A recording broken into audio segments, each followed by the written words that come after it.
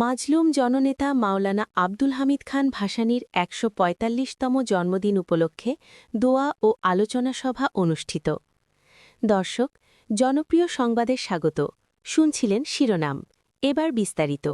আপনাদের সাথে আছি আমি সাবিনা আফরিন। টাঙ্গাইলে মজলুম জননেতা মাওলানা আব্দুল হামিদ খান ভাসানীর ১৪৫তম জন্মবার্ষিকী উদযাপন উপলক্ষে দোয়া ও আলোচনা সভা অনুষ্ঠিত হয়েছে। শুক্রবার ১২ ডিসেম্বর সকালে সন্তোষ ঐতিহাসিক দরবার হলে এ আলোচনা সভার আয়োজন করা হয়। সকালে ভাসানীর মাজারে পুষ্পস্তবক অর্পণের মধ্য দিয়ে অনুষ্ঠান শুরু করেন মাওলানা ভাসানী ফাউন্ডেশন। এই সময় মাওলানা ভাসানী ফাউন্ডেশনের উপদেষ্টা প্রফেসর AKM মহিউদ্দিনের সভাপতিত্বে ও সংগঠনের মহাসচিব মাহমুদুল হক শানুর সঞ্চালনায় প্রধান অতিথি হিসেবে উপস্থিত ছিলেন বিএনপি কেন্দ্রীয় নির্বাহী কমিটির প্রচার সম্পাদক ও টাঙ্গাইল সদর ৫ আসনের ধানের শীষের কাণ্ডারি সুলতান সালাউদ্দিন টুক্কু।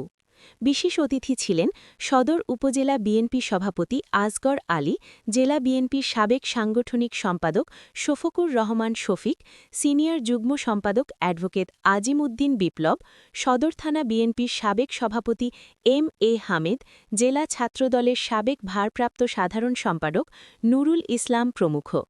নেতৃবৃন্দ বলেন, মাওলানা ভাসানী ছিলেন নির্যাতিত নিপীড়িত মানুষের মহান নেতা।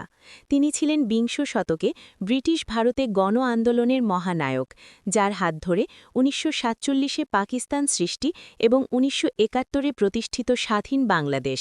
দিনটি উপলক্ষে বিভিন্ন কর্মসূচি হাতে নিয়েছে মাওলানা ভাসানী ফাউন্ডেশন। আজকের এই দিনে ১৮৮০ সালের ১২ ডিসেম্বর সিরাজগঞ্জের ধানগড়া পল্লীতে জন্মগ্রহণ করেন এ মহান নেতা। তিনি হাজী শারাফত আলী ও বেগম শারাফত আলীর পরিবারের ৪ সন্তানের মধ্যে সবার ছোট। ১৯১৭ সালে দেশবন্ধু চিত্তরঞ্জন দাস ময়মনসিংহে সফরে এলে তার ভাষণ শুনে অনুপ্রাণিত হন ভাসানী। ১৯১৯ সালে কংগ্রেস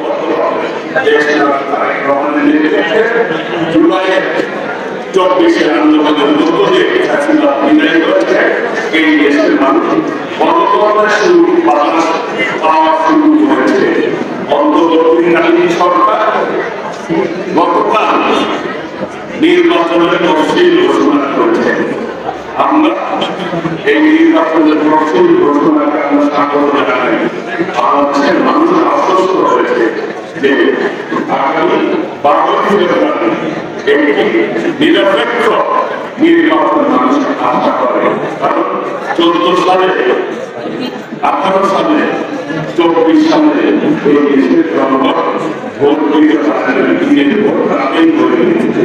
তাদের মানুষের আকাঙ্ক্ষা, তাদের পছন্দের সরকার